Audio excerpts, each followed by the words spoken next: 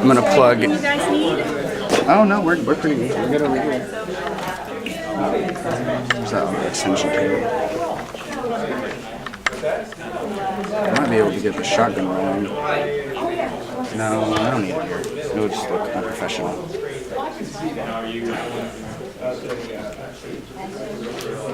Extension out.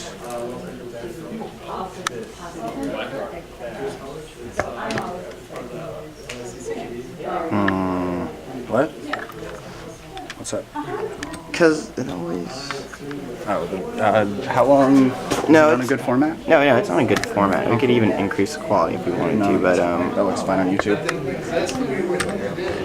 I'm just saying, like, the play in the head right now, it's like I want it to be really smooth. Oh.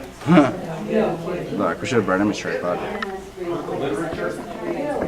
And also when you adjust the white balance a little bit, maybe exposure. Well, I guess the good thing about a touchscreen menu is all that stuff's silent.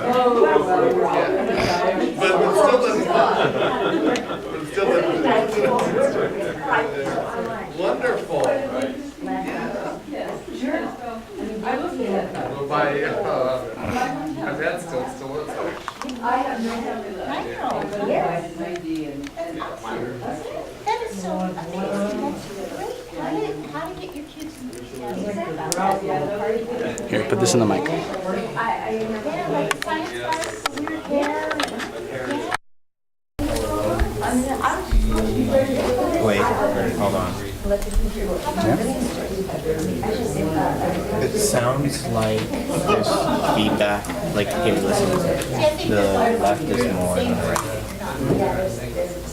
It's a mic. So we'll get a fixed area right. Just making sure. Yeah. No, good call, but yeah, that is a little weird. You know, we need a stereo section. It was.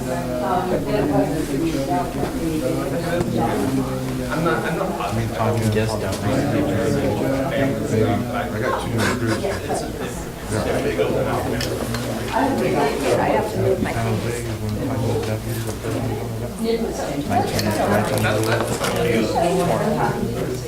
Okay. Let's say hi to you. Go ahead. I mean, not right now.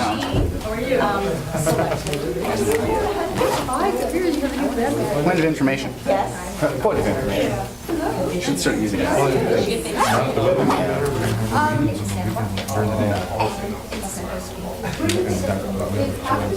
Sure, I'm just, they're ready. Are they? Let's check and see how that's going. But my job is whether we have a huge. Let me run this better. Twiddling right now, so we couldn't be live right now. Okay, so since it's a couple of minutes after, and we're kind of on a time schedule because we'd like to be out of here at 8:30, and actually, as it looks like we'll probably make that because we don't have a huge audience to ask lots and lots of questions. But yeah, they might have lots of questions.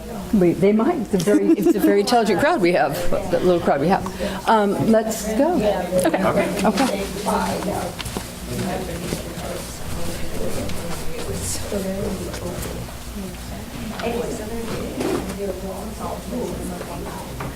Yeah, I thought this would be tough.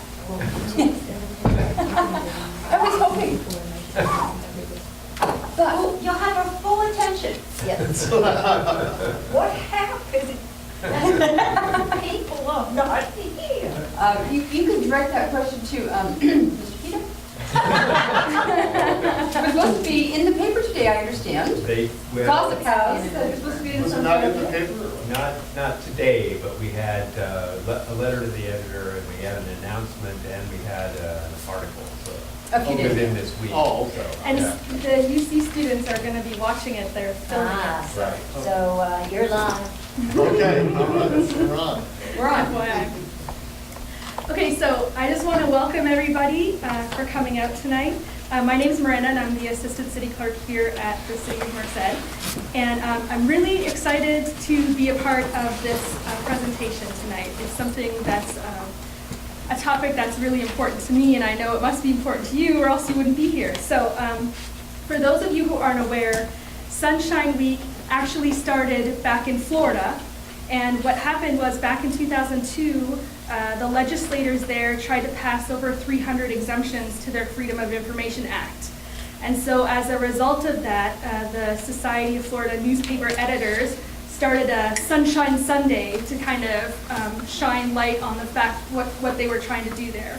So as a result of that, they didn't end up passing any of those exemptions. And it kind of morphed into Sunshine Week, which is now a national discussion of freedom of information. So as the public, you have the right to know what actions and policies are happening in the government and what kind of decisions your public officials are making. But as you know, or you can imagine, sometimes that can take a lot of time and a lot of effort and maybe even some money. So what are the types of things that might happen where you might want to intervene and maybe get some access to information? So one of those is when someone in the community is in need and nothing's being done. So it's important that if concerns are being ignored, you bring that to the government's attention and you hold them accountable to make it right. Another one is when an entity is continuing or is about to or is continuing to do something that's harmful. So that could be pollution, discrimination, public safety, or even if you feel like an interest has unfairly influenced a public decision. And then, more importantly, it would be to protect your right to know. Because in a free society, knowledge is what helps us hold our government and our public officials accountable. So tonight we have some wonderful and knowledgeable panel presenters here who are going to speak on different topics related to open government and access to information and that kind of thing. So without further ado, I will turn it over to Karen. Thank you. Good evening and welcome on behalf of Legal Movement Voters. My name is Karen Carlquist Hernandez and I'm your moderator for this evening. What I would like to state is that the policy of open government certainly sits with the policy of Legal Movement Voters.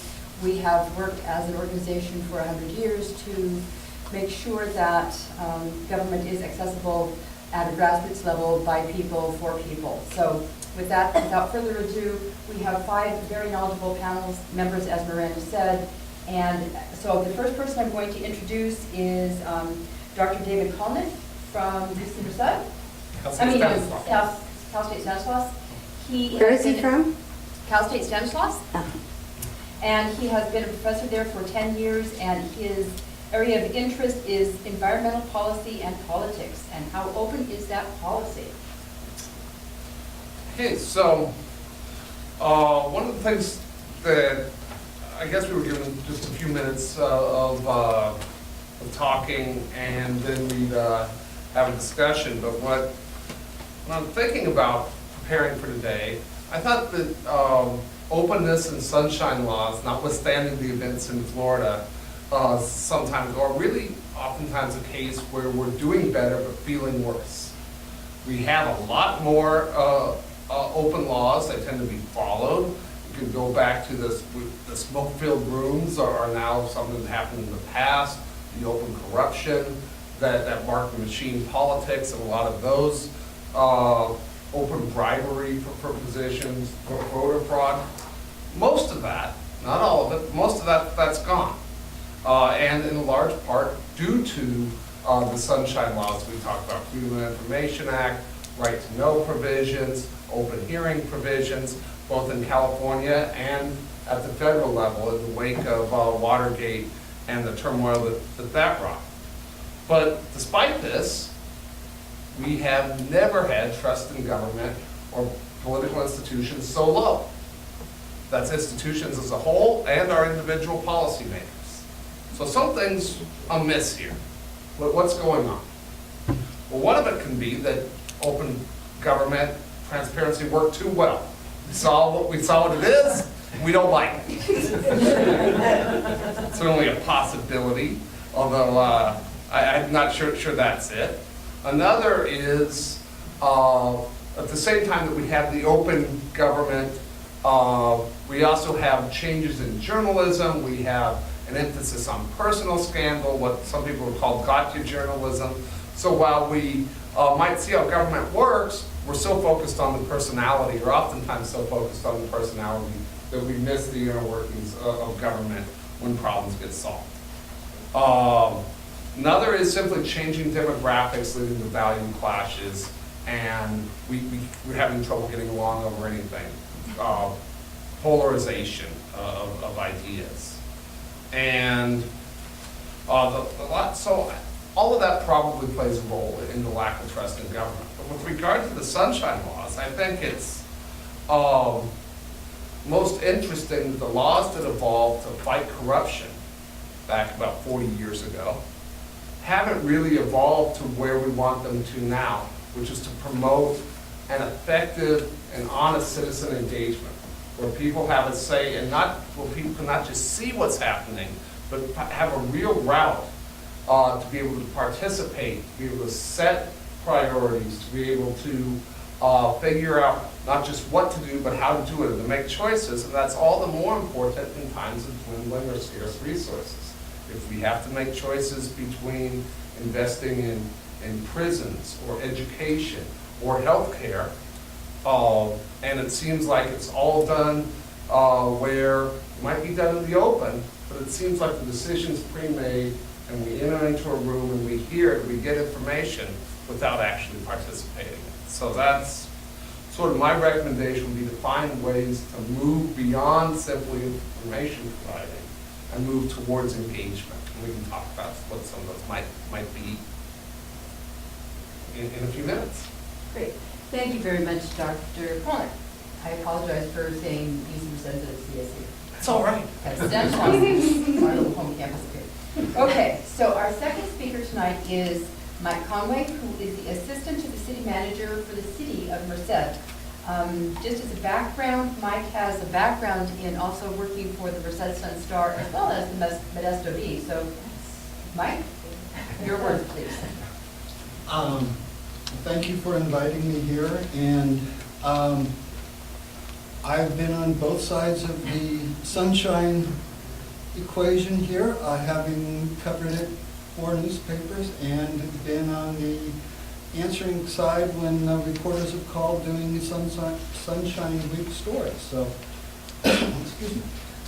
It's very refreshing to see people here and to have it being recorded. It's good to see. It's interesting to have a professor looking at the equation from the engagement side, because the city of Merced was created back 125 years ago in answer to the call for more government, because the county of Merced had been founded back in 1854, I believe it was, and 38 years later they decided they wanted more government in the city, so they wanted to have more police, they wanted to have more fire, they wanted to have more taxes actually around there, and so they created more government. Now we have a cry for less government, and people are saying they want less they want more engagement but less government.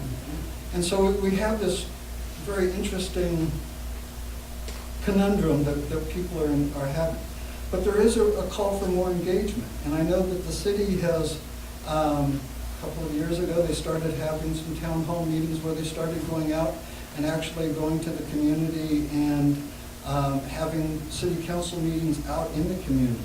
They weren't actually legally allowed to do that under their charter until they had a change in the charter that allowed them to go and do that. They put that up to a vote of the people, and the people said, yeah, go ahead and do that. And so they actually went and did that.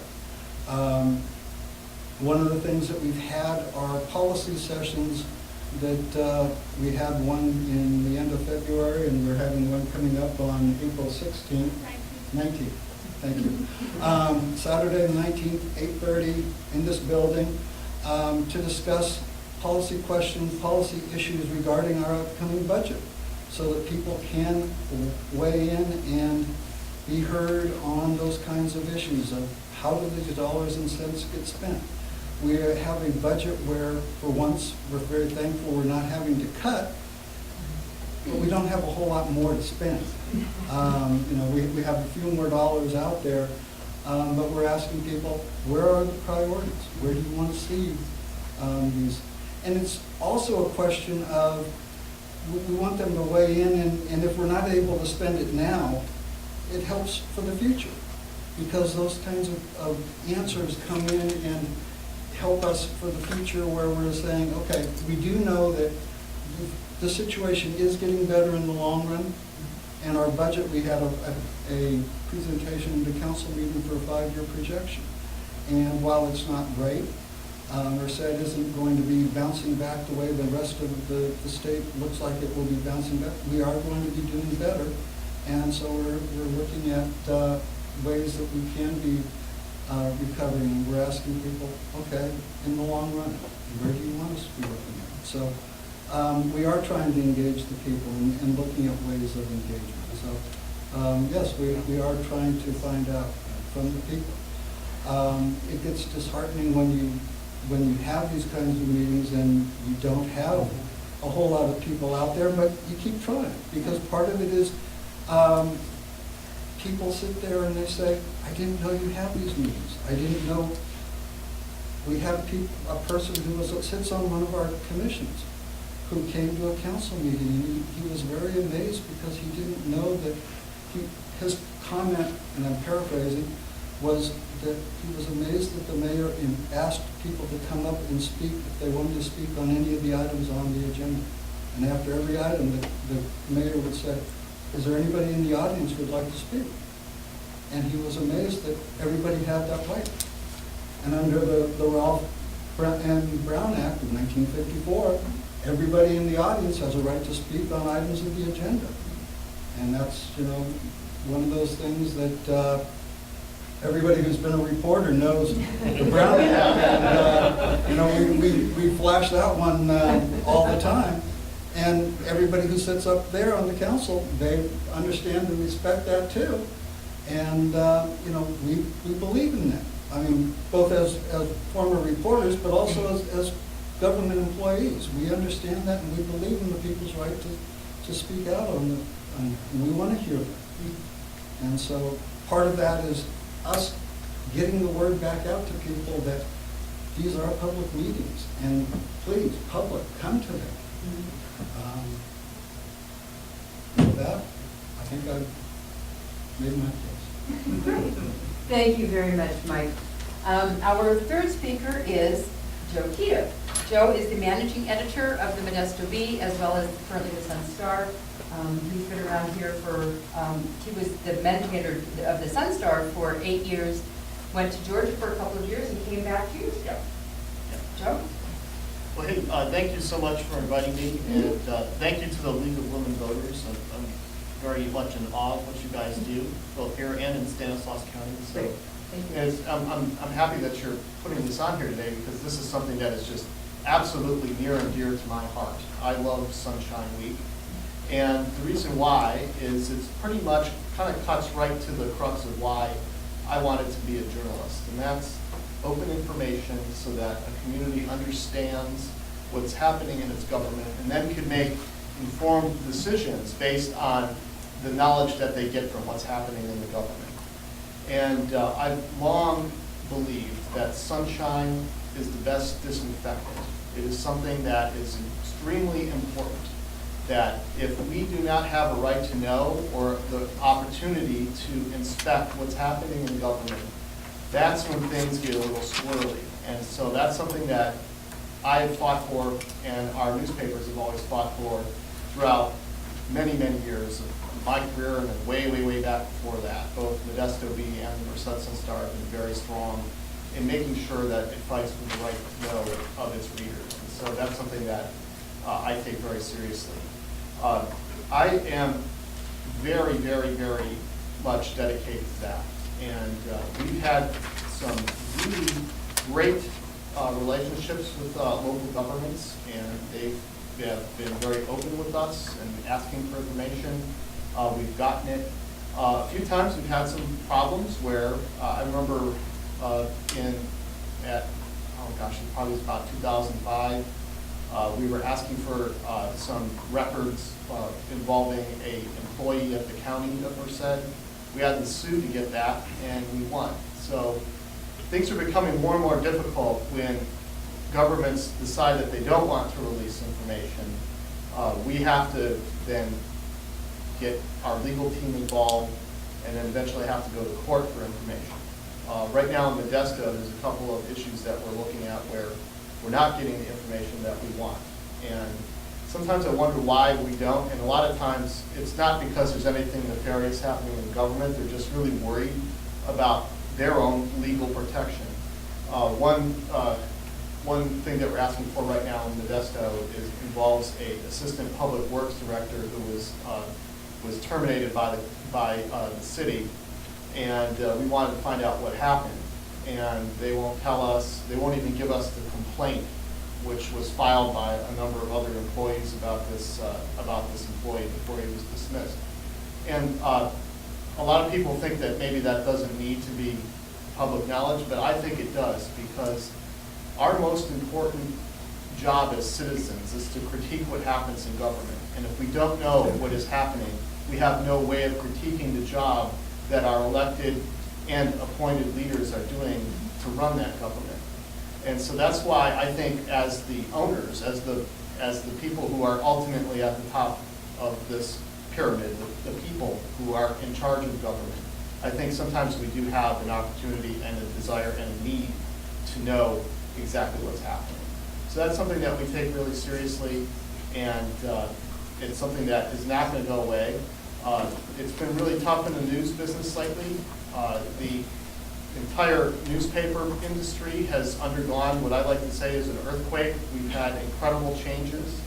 The digital revolution that we've had in our country over the last 10 years has really taken an axe to our business model. And we've had to shed staff, we've had to rethink how we operate, and then add on that the whole recession and all the changes that we've had, and then add on to that all of the challenges that we have in this part of the valley, and it's a really difficult environment now for a newspaper. But the good news is that we've persevered through that, and we're seeing a lot of really positive signs right now, and we've kind of remade our business model, and we're starting to do better financially, and that helps support the journalism that we produce. So throughout this whole time, we have to make sure that we are dedicated to this news and information and getting that information from governments, and it's something that we have to be prepared to go to court over. Our First Amendment attorney actually was visiting with me in Modesto today, and we were talking about how, is there anything that, that we're cooking up that we need to go to court over? And in the past, a lot of other news organizations used to do this very frequently, and they don't do it as much anymore because they just don't have the money to do it anymore. Thankfully, I work for a company that is absolutely willing to spend that money and to fight for the public's right to know. So I'm excited about being here today, and I want to answer any questions, and I'm looking forward to participating, so thank you. Great, thank you very much.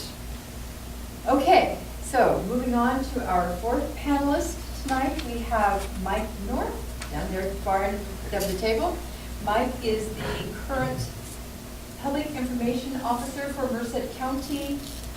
He is a management analyst for the County of Merced, and he also, until 8 months ago, had a history at the Merced Sun-Star. So obviously, working at the Sun-Star gets you a job. There's a trend there, yeah. So whenever you get tired of walking the pavement, right? Yep. You get to move on. So, Mike, I'd like to give you the floor for a few minutes. Thank you, and thank you for having me here tonight. I appreciate this opportunity. And what I would like to do with this opportunity is kind of explain real briefly some of what we do at the county, some basics about county government, and a little bit about how to access some county information, mainly on the website. So Miranda, if you could you kind of click me through here? I lost the connection on the phone. Sure. There we go, appreciate that. Just some very basic components of county government, a broad overview. Of course, it's governed by a 5-member board of supervisors. They each come from their own district in the county. And the county executive officer, who is responsible for general administration of the county, is appointed by the board of supervisors. And there's also 5 elected department heads, Sheriff Tom Cavallero, DA Larry Morse, Barb Levy, Assessor Clerk Recorder, Lisa Cardella Presto, Auditor Controller, and Karen Adams, who's in charge of Treasurer, Tax Collector duties. And there's about a dozen other department heads as well. They are appointed by the CEO and confirmed and approved by the Board of Supervisors. So if we can go to the next slide. Just a very basic overview of some of the services offered by the county, where we do public safety. That includes sheriff, DA, public defender, probation, fire, all those services. We have a public health department and assistance programs mainly through HSA. That includes CalWorks, CalFresh, tax collections, economic development. We have a great economic development crew. You've seen some of that work taking place out at Castle Commerce Center in Castle Airport recently.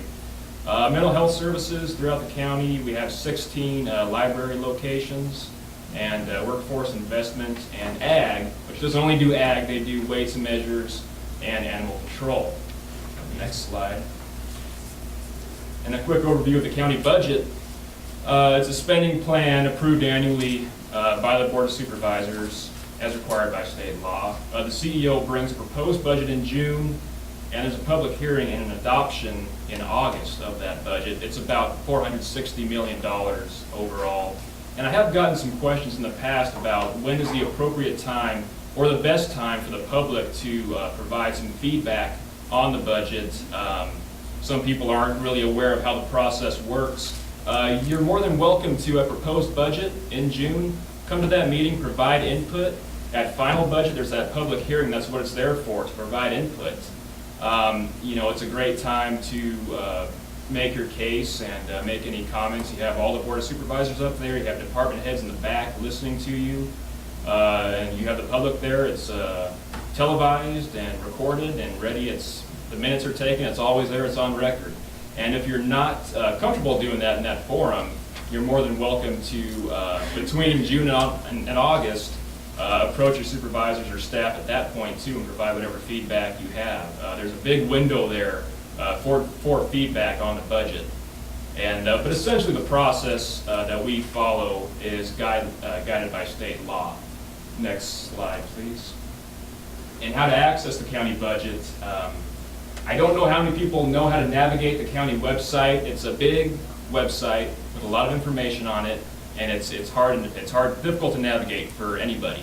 And so what I'd like to do here in the next few slides basically is to go over how to find certain documents that you should be looking at and you should be accessing on a regular basis. And one of those is the county budget. It's a very basic document. It's about a 400-page document. It's about that thick. So I'd say the first 30 pages or so, very important. Just skim through the first 30 pages. That'll give you a lot of information about what the county's doing, what's new at the county, and the basics of the county budget. And you can access it right on the main page of the county website. On that left-hand column, it's highlighted there. It says county budget. You can go back to proposed and final budgets all the way back to fiscal year 2001, 2002. Next slide. And as long as I'm up here, I'm going to plug some of what we got going on at the county, and I encourage everyone to access the latest county news and updates. We have press releases that we put up there regularly. I go there once a week and check out what's new at the county and what's changed. Next slide. Something new we're doing is we've built a page on the county website just dedicated to drought and drought information, water conservation efforts. I encourage everyone to go to that site. It's got all the latest info updated daily. We have links to various sites from the state and the feds about the drought and drought assistance if you're feeling the impacts of it. It's a lot of good general information. It's getting updated, like I said, on a daily basis, and it's going to be a work in progress, and it's something that we're going to be taking a long-term approach on in terms of drought and water conservation. And real quick, emergency alerts on the main page of the website too, right where it's highlighted in the middle there. You can sign up for emergency alerts. You can get them on your phone via text message or phone call, on your home phone, email.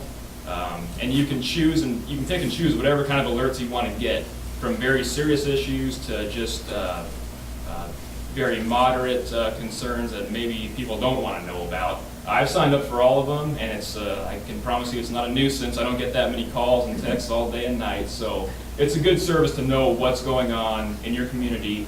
And it can be region specific too. If you just want to know what's going on in your city, your community, you can limit it just to that. So I would encourage everyone to access that alert system and sign up for that. And that's about all I have. I want to leave it open for some Q&A time. But there's all my information. You're more than welcome to contact me for any purpose. That's my direct desk line there and my email. So thanks again for the time today. I appreciate it. And thanks for having me. Thank you very much, Mike. Our last speaker tonight is a student from UC Merced, Yosef Yakubi. I hope I pronounced that correctly. He is a senior at UC Merced, and he is the Associated Students at UC Merced Commissioner on Municipal Relations. He's a senior and a major in political science, and I'm interested to see what you have to share with us tonight. Thank you so very much, and thank you for having me. So I just wanted to start off with an overview of the progressive history of Merced and how it's progressed to the point that we are now. Excuse me, could you please speak up? Of course. Thank you. So I just wanted to start with the progressive history of Merced and how it's gotten to the point that it is today. So, as my colleague here was saying, Merced was incorporated in 1889, and it runs under the council and manager form of government. So the supervisors from each city will come together and develop a budget and urban design and so on and so forth. Through this rapid expansion, you have a lot of business commerce that came in, a lot of high-profile businesses, which expanded the annual budget through retail and tax sales and sales tax. Annually, it's estimated to be around 500,000, and the top employers in the city of Merced and the county of Merced are the county office, the University of California, Merced, and Merced Medical Center. So where I want to go with this is the county of Merced has a tremendous opportunity to engage and to progress from here, and has made tons of efforts in reforming government, making public documents available, and making an open environment. Like my colleague was saying, the mayor reaching out to everyone and asking to see if they had questions or if they wanted to, speak. Personally, as municipal relations chairman, I meet with these individuals and these elected officials, and they're very welcoming. They, are open to tell me any information that's readily available, as long as it doesn't impede on the function of the government. Unfortunately, you will have those hurdles and you will have those struggles to actually obtain the information that you would like to obtain. And so as citizens, we are permitted to obtain any public records, any information from the government. And that's what Sunshine Week is all about. We want to be able to have, whether it's fiscal responsibility or any public records, be readily available to us. On a micro level, they don't actually explain where the budgeting is actually going.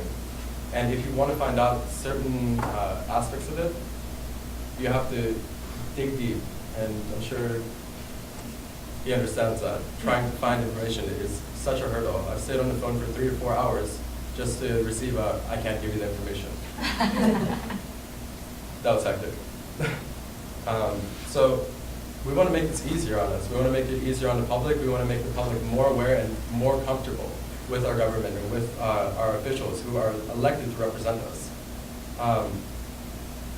Regarding that, we want to make sure that our fiscal spending isn't a waste, it's not corruption, it's not going to the wrong sources, and that the programs that are enacted and the programs that are instituted are what we actually want, are what we actually are looking towards. And so I did some surveying, actually, amongst my peers at UC Merced, and I was reaching out to the student body and finding out what kind of issues do you have in the city of Merced, what kind of issues do you have in the county of Merced. are you fully implemented into the city, and do you feel comfortable? What do you guys think? No. There's a stigma and intention, but why is that stigma and intention there? Is the question that I'm really trying to ask, and any political scientist would try to ask. What is the main cause and the main factors that are playing into this issue? And so some of the issues that arose were crime rates in Merced, that there's almost a fear of certain areas of Merced, and they don't actually want to be engaged in that situation. So we would like to know, as civilians, as student representatives, what kind of initiatives is the county and the government here in Merced actually instituting, actually funding, actually subsidizing? Where's the money going towards these programs to make sure that we're safe, that we're actually, able to walk out at 10 o'clock at night and not be harassed by somebody, intoxicated and somebody asking you for money? So where are these institutions to actually help these people and get them off the streets? Another issue that we found was the transportation systems. So this was a common trend. And I hear this argument a lot. People come up to me and be like, well, what's going on with the transportation system? And I say, you tell me.